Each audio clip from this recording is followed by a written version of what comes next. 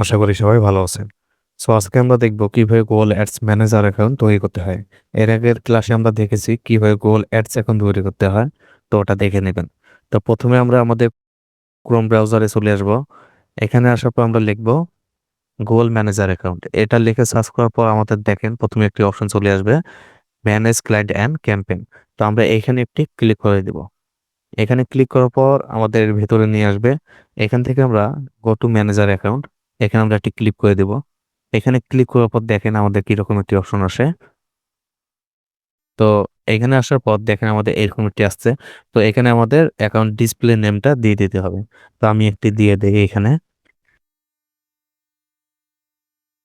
তো আমি display name দেওয়ার পর I am not a robot এটা আমরা টিক চিহ্ন দিয়ে দিব। এটা আমাদের ভেরিফাই করা লাগবে। তো আমাদের বাইসাইকেল এখানে দেখেন বাইসাইকেল দিতে বলতেছে, তো আমরা বাইসাইকেলটা দিয়ে দিব। ওকে, আমরা বাইসাইকেলটা দিয়ে দিলাম, দেওয়ার পর আমরা ভেরিফাই দিব।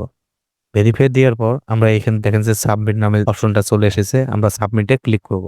সাবমিটে ক্লিক করার সাথে সাথে আমাদের এরকম একটি অপশন আসবে, এক্সপ্লোর ইওর অ্যাকাউন্ট। এখানে আমরা একটি ক্লিক করে দেব। এখানে ক্লিক করার সাথে সাথে আমাদের ম্যানেজার অ্যাকাউন্টটি ক্রিয়েট হয়ে যাবে। তো দেখেন খুব সিম্পল একটা বিষয়, আপনারা দেখেন অবশ্যই পারবেন। তো ভিডিওটি ভালো লাগলে অবশ্যই সাবস্ক্রাইব করে পাশে থাকবেন। আপনাদের যদি কোনো মন্তব্য থাকে কমেন্টে আমাকে জানাবেন।